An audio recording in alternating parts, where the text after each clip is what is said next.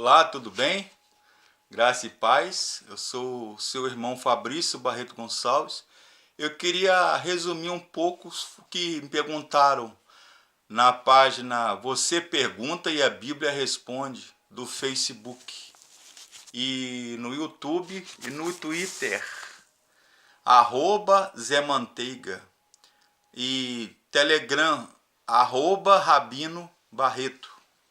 Fabrício Barreto Gonçalves, que foi a Renascença.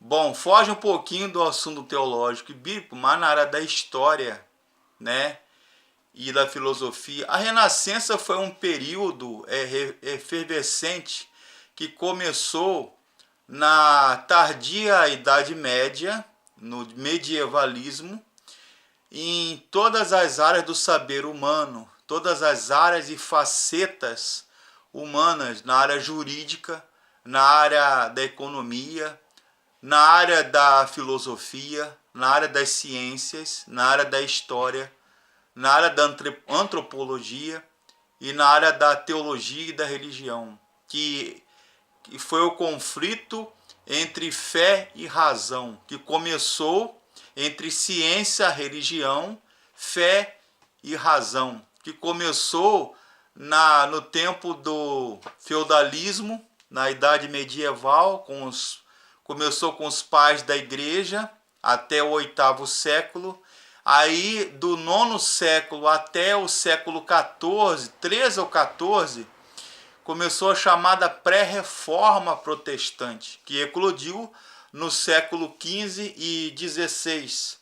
É um movimento que caracteriza a nossa autonomia da pesquisa filosófica, religiosa e científica em relação à teologia. Que a visão do homem anterior à reforma e à renascença seria teocêntrica, ou seja, era tudo voltado para a área do céu, a área do saber, a área da ciência, a área humana, digamos assim, as ciências humanas e a economia e comércio, indústria, o saber, o pensamento medieval, digamos assim. E era voltada na área de teocêntrica, ao passo que na área da filosofia, da religião e teologia, na Renascença, é voltada antropocêntrica, ou seja, o homem é divinizado, digamos assim, o homem ele é o Deus do próprio homem, o homem é o centro do universo, o homem é o centro do saber e do pensar humano. E caracteriza-se num pluralismo religioso, filosófico e teológico. Caracteriza também no profundo desinteresse da metafísica, né? E uma profunda atenção aos problemas gnoseológicos, políticos e éticos. Né? Por exemplo, mais tarde da Renascença vem Descartes, Spinoza, Baruch Spinoza, Malebranche, Leibniz, Jean-Baptiste Vico. É uma filosofia, uma teologia, uma religião mais naturalista, voltada à natureza e voltada ao homem. Aí um dos expoentes seria a morte de Teresa de Ávila, teóloga, doutora da igreja, Nicolau de Cusa, com o seu escrito Docta Ignorantia. Então a Renascença foi um pensar, um modo do saber voltado para o homem. Enquanto o saber, a ciência na arte, na matemática, na geometria, nas ciências exatas, as ciências da natureza, as ciências divinas, que seria a filosofia, história, teologia, religião, que era voltado para Deus, até a arte gótica das catedrais, como Notre Dame e outras mais, era o o dançar para Deus, o cantar para Deus, o viver para Deus, o morrer para Deus, o escrever e construir para Deus. Então era tudo voltado à teocêntrica, Deus era o centro. E já na Idade Moderna e na Renascença e na Reforma, o homem se tornou o centro. E alguns precursores da Reforma seriam John Wycliffe, John Hus, os irmãos boêmios, John Wesley, Tomás Baldwin, Desidério Erasmo, Erasmo de Roterdã, Filipe de Neri, com os oratorianos,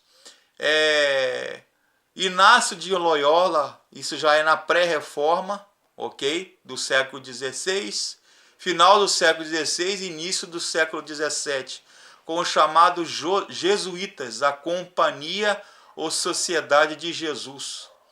O Papa vigente na época seria Leão X, que escreveu a bula Exsurge Domini, que excomunhou o ex-monge agostiniano Martinho Lutero. E os principais reformadores seriam John Calvino, reformador suíço, de família francesa, origem francesa e suíça, Martinho Lutero, alemão, Ulrico Zwinglio, que mais tarde passou a ser Anabatista, e John Knox, entre outros. O Thomas Minzer, Tomás A. Kempis, que escreveu o livro Imitação de Cristo, Jerônimo Savonarola, a Estrela da Alva da Reforma, conhecido, a Dieta de Espira, Dieta de Worms, o Quinto Concílio Laterano ou de Latrão, Concílio de Trento, século XVI, o Jansenismo, Cornélio Jansen, Jacobus Arminius, que foi rival de Calvino, o jansenismo, que vem de Jansen, que desenvolveu o compatibilismo, né? A probabilidade da causa, efeito e consequências. Tudo tem uma causa e uma consequência. A venda de indulgências, né?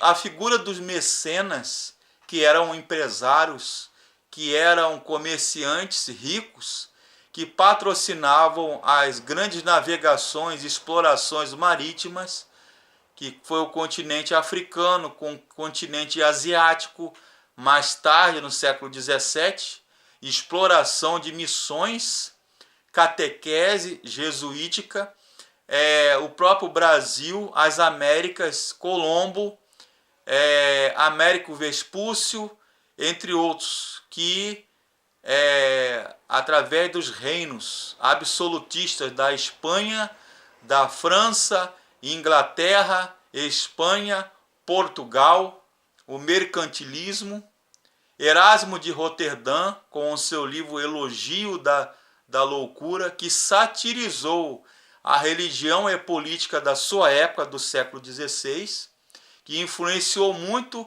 os reformadores protestantes, como Calvino, Lutero, Zwinglio, os reformadores espanhóis, Pedro Valdez e Francisco de Enzinas.